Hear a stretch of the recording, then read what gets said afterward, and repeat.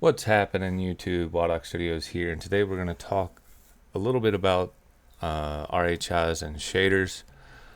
So if you're familiar with my channel, a while back I went over how to fix DX Lumen in 5.5, but tucked away in this little project, I have a Return to Retro series, and I talk about in this same video how to package out and execute multiple RHI. So like, say you want to run DX12 as your default, but you want to allow certain hardware to fall back to like DX11 SM5 or Vulkan.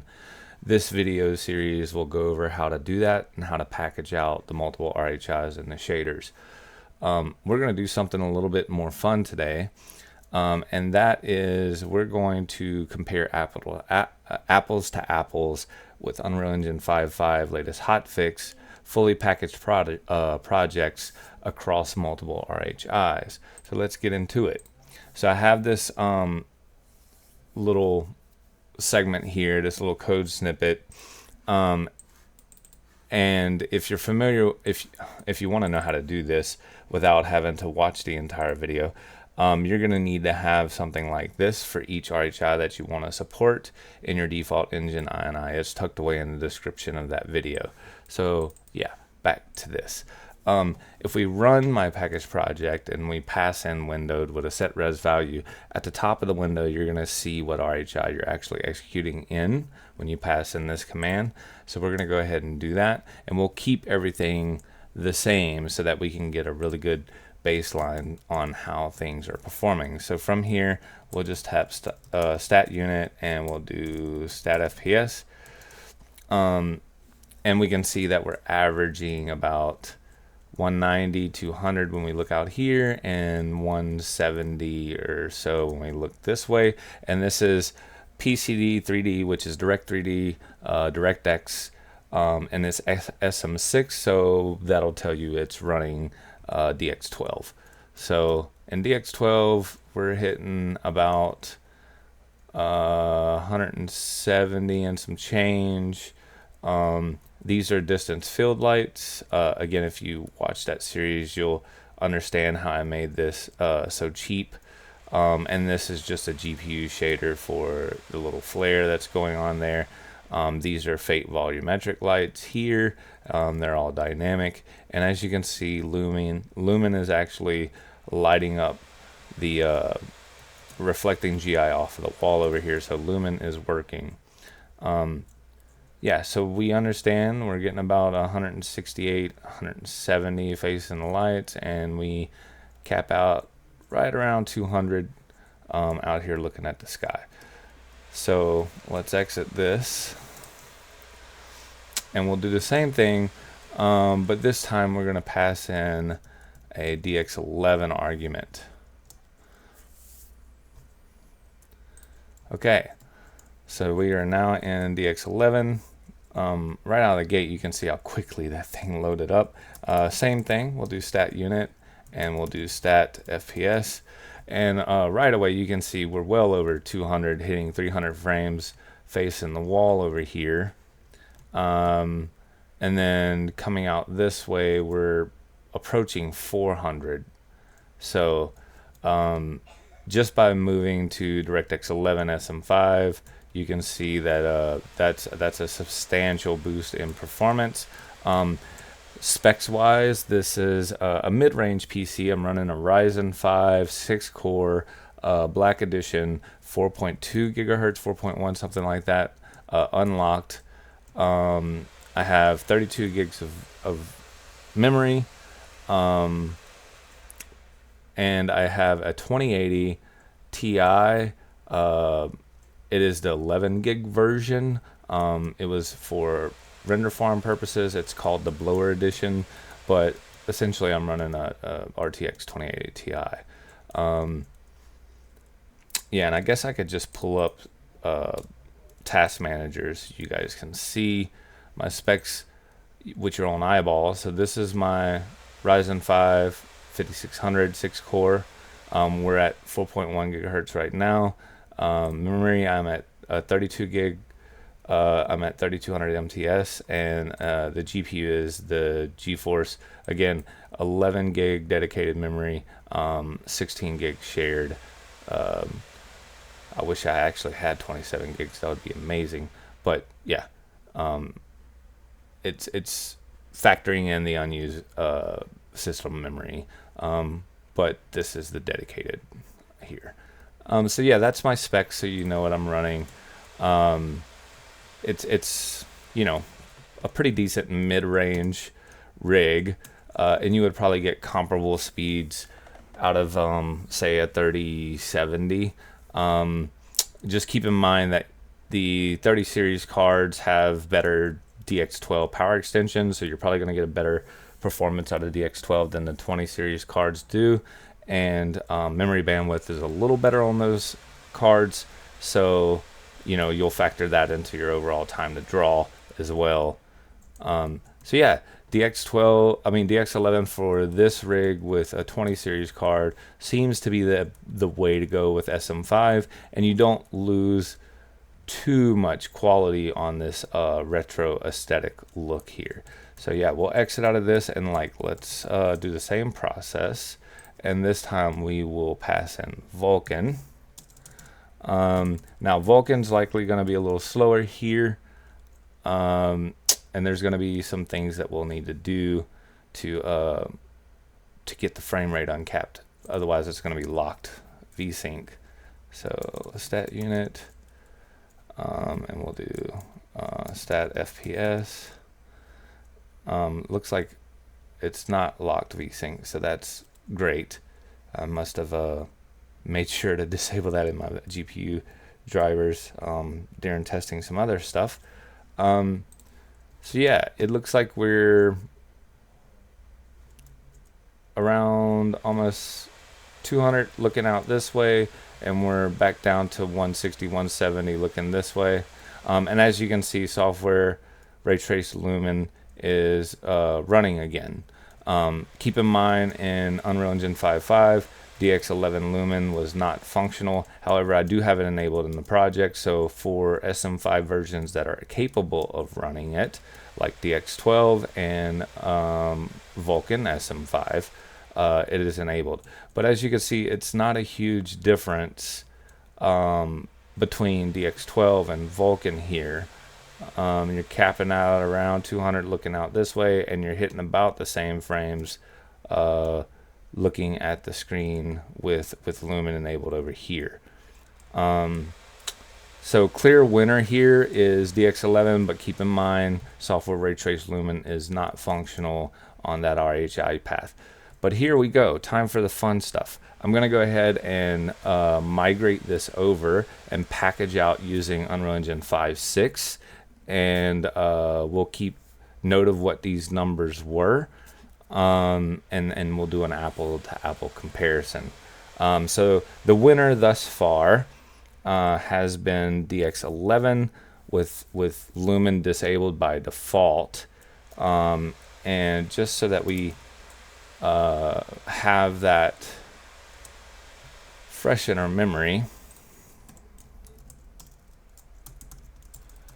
and if you're interested on how to re-enable Lumen, I did do a video a couple of days ago that shows you how to do that for Unreal Engine 5.6. There's a CVAR available in the engine, so you should be able to just go pop that bad boy right back on. So yeah, 300 and something frames, 200 and something looking this way. So we'll, you know, almost 300 still looking this way. So we'll use 300, a little bit over, as our which that bad boy wants to get up to 400 looking out this way.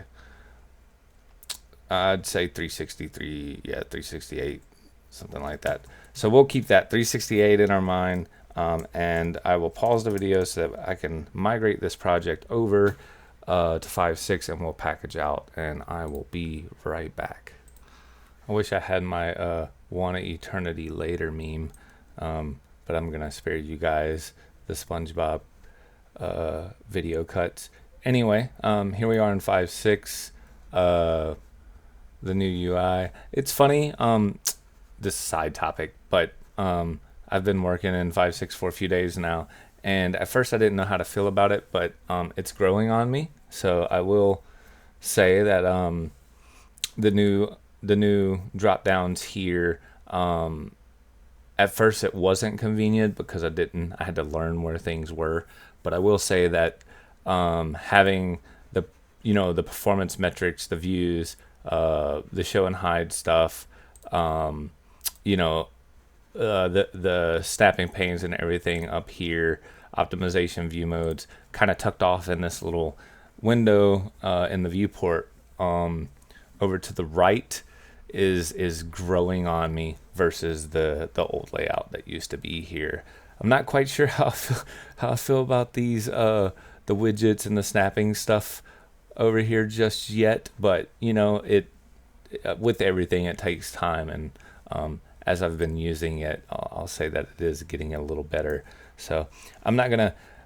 Also, I should probably mention too, if you're an indie or like a solo dev, working on a game to support multiple RHIs is it's no easy task, right? It's much simpler to make sure that your game looks good across a single RHI. Like if you're going to target DirectX 11 or Vulkan SM5 or DX12 SM6, it's a lot easier to have a single shader target and target that and just make sure that it runs as well as you can across all of your platforms over each scalability option. For every RHI that you try to support, Vulkan, DX11, DX12, you've just kind of exponentially increased the complexity of testing across all of your material switches, etc. So just keep that in mind, that this is usually something that AA, AAA studios with build pipelines and profile pipelines, automation, testing, stuff like that. This is usually something that they would tackle in larger groups, but still like to share this information to all of you guys out there that are trying to offer options to your player base to give them the best experience possible across a larger range of hardware, because having the ability to go back to DirectX 11 is going to open the doors for some of your older GPUs that just simply deal with the memory bandwidth constraints on that older RHI. So I'm going to stop rambling. I'm going to pause it here, and we'll be back as soon as this thing finishes packaging. And in the famous words of the Joker on Batman, and here we go. So yeah, hang on to your seats when you guys do this process, because it takes quite some time to get through it when you're packaging out that many. So I'm just going to come over into the package directory, and we're going to open it up with command line, and I'm going to paste this in. So this should be running DX12 SM6. By the way, I didn't mention this, but we are in deferred rendering. If you want to see videos on forward rendering, I went back and in my performance video where I talk about going all the way back to forward, I had a 5.4, I believe at the time, build, and I did a 5.6 to 5.4 comparison on performance, and the difference was pretty substantial. So if you're interested, go back and check that out. So we'll get this started. Do not be alarmed. This is just PSO pre-caching loading up. It's automatic in 5.6 now, so there is a callback to listen to, so if you want to do like a loading screen or whatever, but that's essentially what's happening when it's handling automatic pre-caching of PSOs now. So we'll do stat unit, and up at the top left you can see that we are indeed in SM6 on DX12, and it looks like we're hitting about 180 looking out at the sky here, apples to apples, and we're hitting about 150, 160 with Lumen enabled on DX12. So yeah, I'll have to, we're getting really close to 190. Make sure I'm walking around and letting everything cache up here. Ignore my prints, that's just a little trigger box I was working on.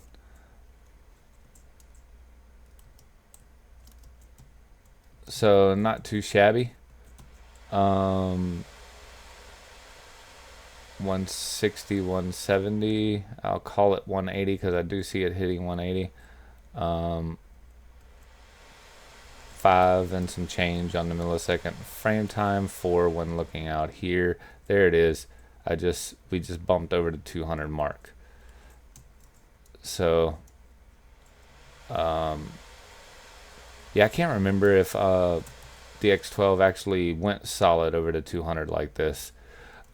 Keep in mind as you play the game and everything caches up, your frames are going to increase a little bit in 5.6. That's something that I've noticed, especially in DX12 and Vulkan. So just give it a little time to kind of rattle things loose, but you'll see your highs are higher and your lows are higher. So that's been the experience so far. And DX11 forward rendering, it's pretty much instantaneous. You can see it right out of the gate. So we'll exit out of this and then we'll go over to DX11 SM5. Again, keep in mind this is all deferred. So we'll exit and we'll run the same command. We'll pass in DX11.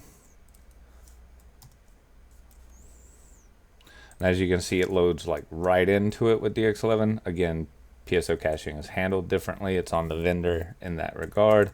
We'll do stat unit, stat FPS. Yeah. And looks like we are at 3 and some change, looking out at the skyline. And we are a solid 270, 290, almost, yeah, we're bumping into 300 here.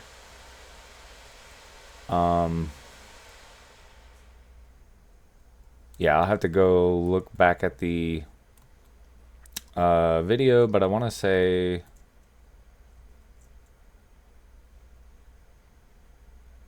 we were at 360 in 5.5. I think I remember hitting, there it went, 360 and some change.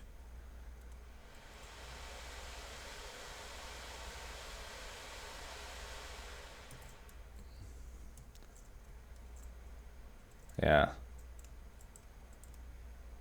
And just for apples to apples comparison, I did not enable the Lumen CVAR here, so Lumen is not enabled in DX11 on 5.6 here. However, if you're interested in that, I do have a video that I cut that went over that. But it looks like we're hitting a solid 300 looking in this corner. 298 and some change, bumping into 3. With 3 point something and some change on the total frame time. 2 out here, and then over here it's like really good. But we'll go pull the 5.5 build up just to do a solid comparison between the two, just to, again, on the DX11 side. But it does look like DX12 is running with higher highs and higher lows, honestly. So yeah, we'll exit out of this and then we'll go to Vulkan.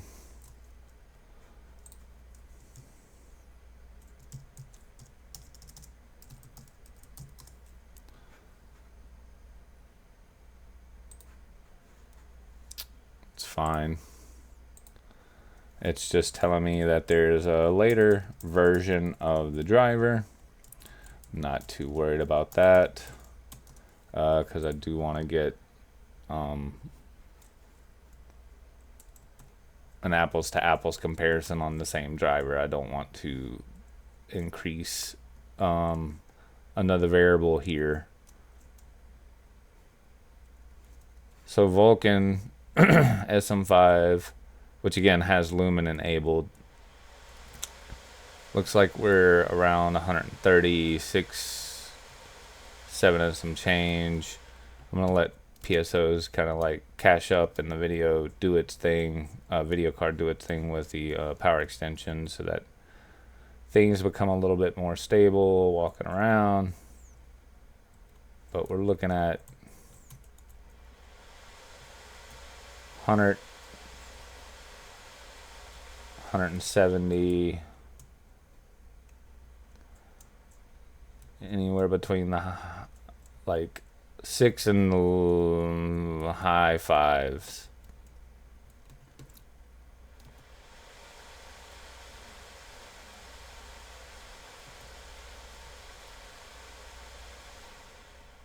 .7 gigs on the memory utilization.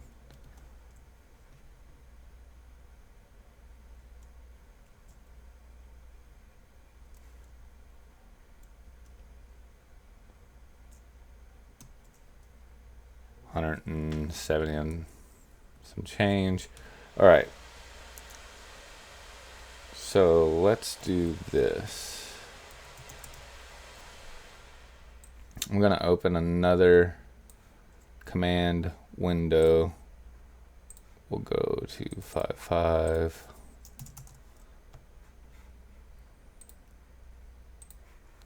I'm going to copy the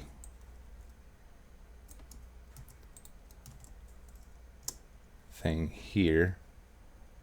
Oh, I'm not in Windows. CD Windows. There we go. All right. Yeah, thanks for the recommendation on doing this, by the way. So, yeah, it looks like in deferred rendering, we're at a solid 370, 380.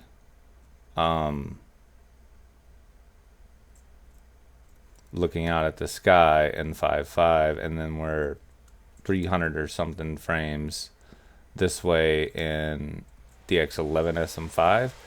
So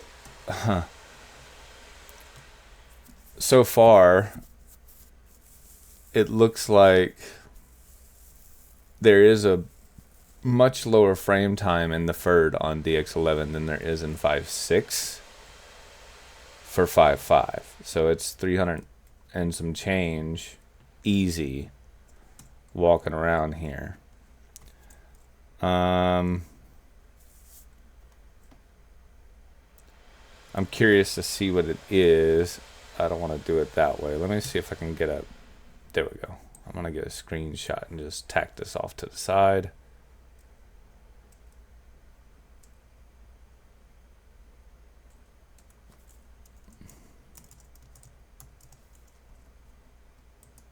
We'll just paste this in here and I'll store it.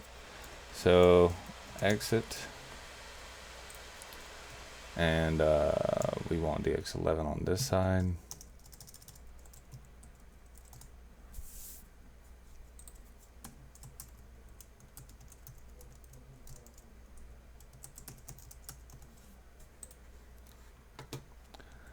Okay, so I may have made a liar out of myself.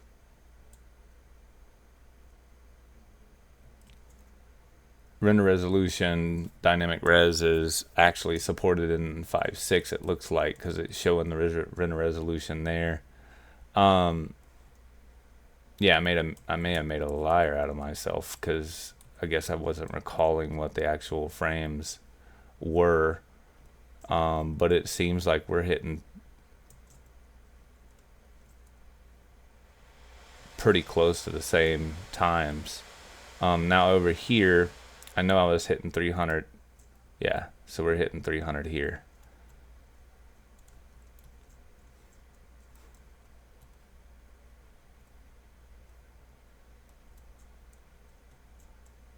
So let's do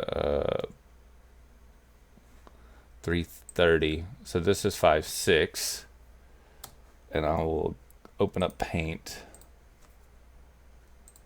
I wonder if I can. Nah, I don't want to paste over it. So there you go, guys. In forward rendering, it is definitely an improvement on the DX11 side. In the deferred rendering, it appears to be higher highs with higher lows as well.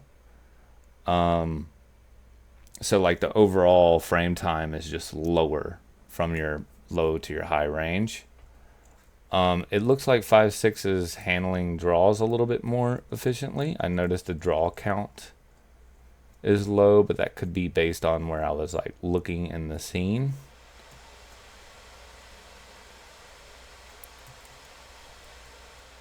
It doesn't look like there's a huge difference between Vulkan on both.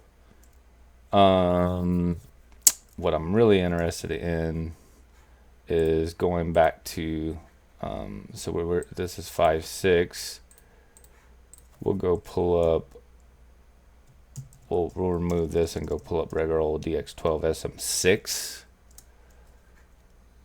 because I'm really curious to see what this is gonna be.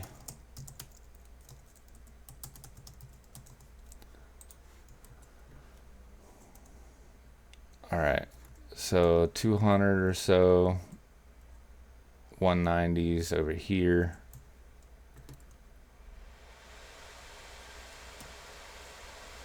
$170,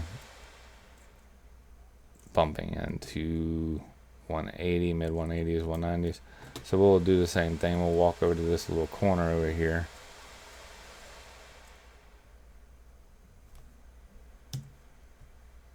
And we're at about 200 and some change.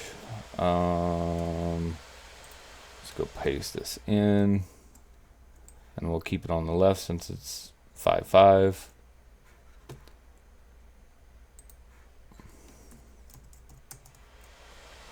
And then we'll pull up 5.6. And we'll remove the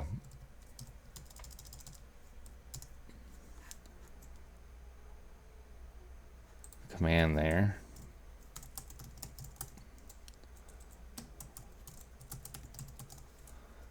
All right.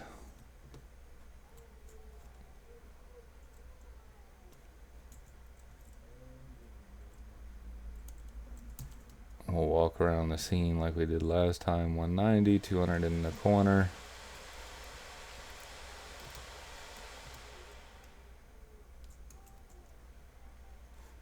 Just give it a second to get its bearings like we did with the other one.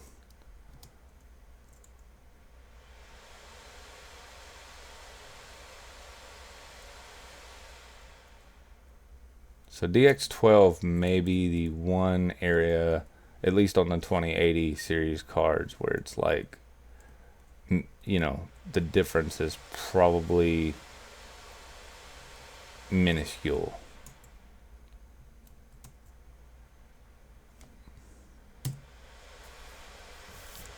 Yeah. So we're looking at 195.25, and just for the sake of argument, we will try to give it another shot. Yeah, it's just not going to get any better than that. Why did the calculator pull up? That is not the button I hit.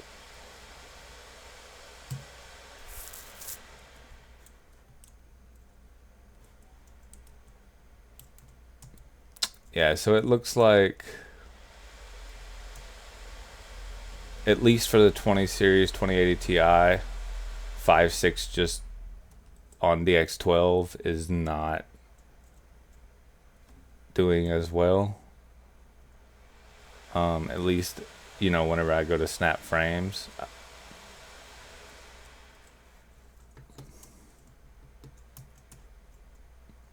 But overall, across all of the RHIs, I will say that at least on an apples to apples comparison across all of them, the engine itself does seem to be more performant, have less latency. One of the things I didn't look at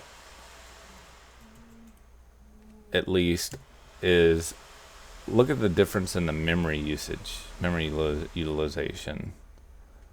So looks like 200 megs or so went bye-bye. So that's nice. More memory efficiency. RHIT numbers are down, but the draws are up. Game threads down. Frame time looks to be down. So yeah, that kind of wraps up this video. If you're interested in seeing the forward rendering comparisons, you could take it's like a couple videos back. You could take a look at those. Overall, it looks like 5.6 has been, if you want to go across the scale for each RHI, it's been a bit of an improvement, even in a project, that has a decent amount of overlapping lights and different type of underlying tech. These are all distance field lights. This is, distance field ambient occlusion underneath this surface right here. All of these textures, of course, this is a Return to Retro series project, so all of these are nearest filtered with deferred rendering, and I'm not using TSR, so the anti-aliasing method in this scene is pretty cheap. If we were to go to stat GPU, you'll be able to see like pretty much what I'm running here. There's a lumen scene gathering going on in DirectX 12, distance field shadows, lumen reflections, a lens flare, HZB. So you can see what my graphics card is chewing on essentially in this project. So it's not your run-of-the-mill like baseline. I'm not having to do any work. It's putting a little bit of work on the GPU. Not much, but a little. But that wraps up this video. Remember to check out the description if you're interested in knowing how to package a game that can run across multiple shader models, different RHIs. Consider becoming a Wildox Studios YouTube family member, and also consider joining that Wildox Studios Discord.